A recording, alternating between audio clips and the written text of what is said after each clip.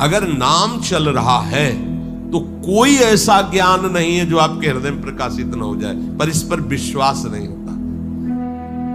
व्याकरण पढ़ करके बहुत अच्छे संस्कृत के लक्ष्यदार भाषण दिए जा सकते हैं, लेकिन सत्य सच्चिदानंद से चित्त जोड़ने पर बात बनेगी। और आगे जब बढ़ेंगे तो अंतःकरण धर्म से त्याग वृत्ति होकर जो स्वरूप की तरफ, कोई पढ़ाई लिखाई की वहां गुंजाइश ही नहीं। प्राय भटकना मिटता नहीं है। बड़ा अच्छा लगता है जब अपने आगे लिखे व्याकरणाचार्य या शास्त्री मध्यमा जब आगे लिखे तो बहुत अच्छा लगता है। जब आगे लिखने के लिए कुछ है ही नहीं है तो फिर एक ही अच्छा लगता है, प्रियालाल के सिवा कोई नहीं। और ये बात समझ में आ गई तो सब आचार्यों का, सब महापुरुषों का मत आपको प्राप्त हो गया है।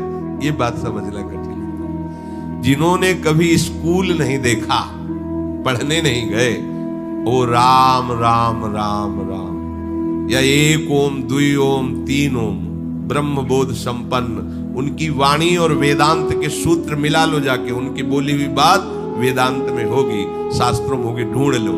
क्यों? वो निरंतर नाम में रत है। बहुत ज्ञान, बहुत विद्या और संसार के ही भोगों में रति। क्या विद्या? विद्या पढ़ी कर तो फिरो औरन को अपमान, नारायण या विद्या नहीं, सब विद्या धूर समान। किस काम में आई? अनुस्मरेत, एक भी क्षण व्यर्थ मत करो, सबका सार है भगवद स्मरण। श्यामा श्याम के चिंतन में डूबे हुए हैं। नाम चिंतन, मंत्र चिंतन, वाणी गायन, अंदर ही वाणी गायन चलता।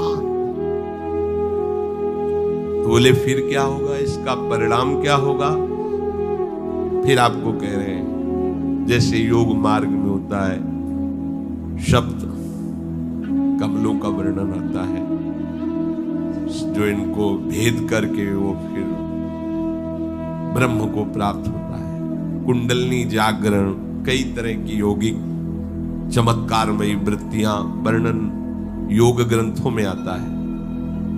हम आपको अनुभव की बात कहते हैं, वो भी किए हैं, क्योंकि संन्यास मार्ग में चले।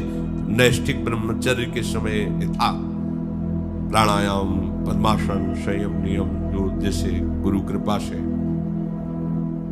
नाम में इतनी सामर्थ्य, बिना किसी प्राणायाम और पद्मासन लगाए अपने आप आपके जो चाहिए वो प्राप्त हो जाएगा। सप्त कमलों का भेदन, कुंडली का जागरण, सुषुम्ना नाड़ी का खुल जाना, ब्रह्मरंध्र से चिंतन होने लगना। आप जब अच्छे से भजन करोगे तो आप देखोगे यहाँ हल्का सा दर्द शुरू हो जाता है। ये आज्ञा चक्री कुतकुताहट सी मीठी मीठी दर्द। जब आप अच्छे साधक होगे तो, अगर आपका ब्रह्मचर्य ठीक नहीं तो ये सब कहानी है, ये फिर केवल कथा सुन लो। अगर आप ब्रह्मचारी हैं, संयमी हैं और आप नाम जापक है तो आप देखना हल्का सा यहां आज्ञा चक्र में एक मीठा मीठा दर्द। वो ऐसा नहीं कि दुखद हो, पर वो एक ऐसा है, यहां एक वो शब्द है। जब यहां शुरू होगा तो आपकी दृष्टि जो है वो एकाग्र होने लगेगी, नाशाग्र, बिना नाशाग्र के वैसा भार पड़ता है आनंद का, जो नेत्र अपने आप ऐसे अर्धनिमीलित नेत्र होने लगते हैं। और फिर मंत्र यही ऐसे जैसे ऐसे प्रकाशित होता है, बार बार बार बार। उसके आनंद का वाणी की सामर्थ्य नहीं, कोई योगिक क्रिया नहीं, कोई पद्मासन, पैर फैला बैठे, सोफा में बैठे, कैसे नाम चल रहा ना, इतनी हीट पैदा हो रही, ऊर्जा शक्ति आध्यात्मिक, आज्ञा चक्र खुल रहा है अपने आप। ये जो सप्त चक्रों का भेदन है, बिना किसी प्रयास, हम ये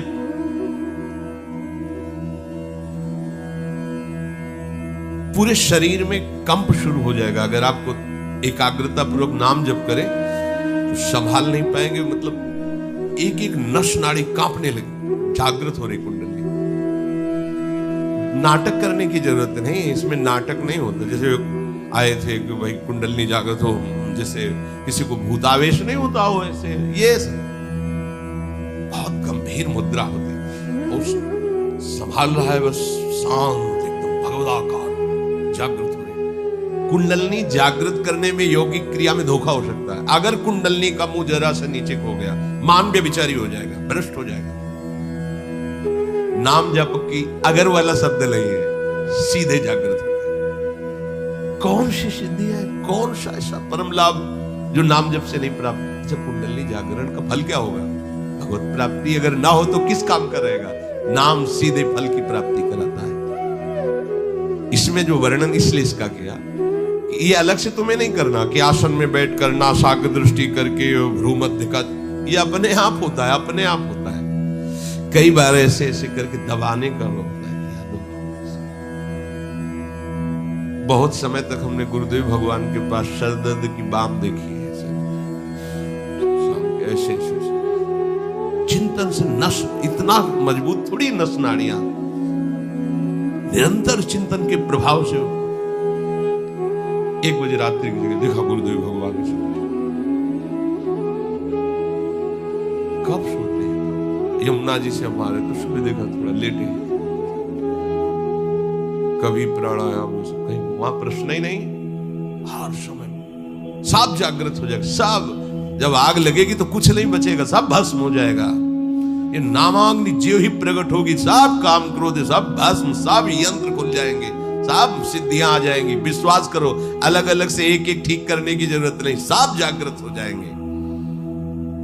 भक्ति युक्त उपासक अंत समय में अचल मन से और योग बल के द्वारा भ्रकुटी के मध्य में प्राणों को अच्छी तरह से प्रविष्ट करके शरीर छोड़ता है तो उससे परम दिव्य पुरुष की ही प्राप्ति होती है। योग बलेन, योग से अगर आपको लगता हो कि अष्टांग योग का भगवान इशारा कर रहे हैं, मान लीजिए आप, लेकिन हमारा इशारा अलग जा रहा है भगवान के ही वचन से। योग भगवान कराते हैं, अष्टांग योग में हम करते हैं, आसन प्राणायाम प्रत्याहार ध्यान धारणा समाधि, और भक्त का योग भगवान कराते हैं। तेषाम शतत युक्तानाम भजताम प्रीति पूर्वकम ददामि बुद्धि योगम तम, ददामि मैं देता हूं उसे योग बल, मैं प्रदान कर, महायोगी श्री कृष्ण है। बुद्धि योगम तम ये नमाम उपयांति, मैं उसे योग, ये है निर्भय योग। सच्ची अगर कभी योग के मार्ग में कदम रखे अष्टांग योग में, तो पहला सूत्र याद कर लीजिए, अगर ब्रह्मचर्य नहीं तो आग से खेलना होगा। पद्मासनों में बैठा प्राणायाम करना और कहीं कुंडलनी आज जागृत की वृत्ति और ब्रह्मचर्य छीण, तो आगे चलकर ऐसे भयानक रोगों से ग्रसित हो जाओगे जो आपका जीवन जीना मुश्किल हो जाएगा। ये हम बड़े बड़े योगियों से गंगा किनारे मिले, बहुत ऐसे काहे को झंझट में फंसे, अरे राधा राधा राधा राधा राधा राधा, भाव कुभाव अनख आलसहु, नाम जपत मंगल दिशि दसहु। पर वो अहम को इसमें पुष्टता नहीं मिलती ना, उसमें मिलती है 4 घंटे पद्मासन में बैठता हूं, ये मैंने ये जागृत किया, मैंने वो जागृत किया, तो है शब्द है के अंदर ना, स्वरूपगत थोड़ी बोल रहे हो, तो अहम धर्म से ही तो है ना, अभी बात नहीं बनी। असम प्रज्ञात विचक्षणा समाधि में पहुंचा हुआ ही ये सब त्याग कर, और ये समाधि प्रेम समाधि के आगे लघु है, और प्रेम समाधि के लिए पद्मासन की जरूरत नहीं है, राधा राधा की जरूरत है। राधा राधा राधा। उद्धव समस्त योगों की ज्ञाता है, पर प्रेम योग का ज्ञान नहीं है। जब गोपी जनों से मिलते हैं तो कहते हैं तुम हमें योग सिखाने आए हो, भी तुम कुछ नहीं समझते कि योग किसको कहते हैं। जब गोपी गुरु बोली तो उद्धव शिष्य घुटने टेक दिए कि अभी तुम खुद नहीं समझे कि किसको योग कहते हैं, अभी योग क्या जानते हो, तुम श्री कृष्ण के समीप हो तो तुम अपने को योगी समझते हो। देख यार, रोम रोम में श्री कृष्ण समाया हुआ है, वो दशा देखी कि लोट पड़े चरणों में। प्रेम योगी से बड़ा कोई योग नहीं होता, और ये प्रेम किसी साधन से नहीं मिलता, ये केवल नाम। प्रेम मूल यह नाम है।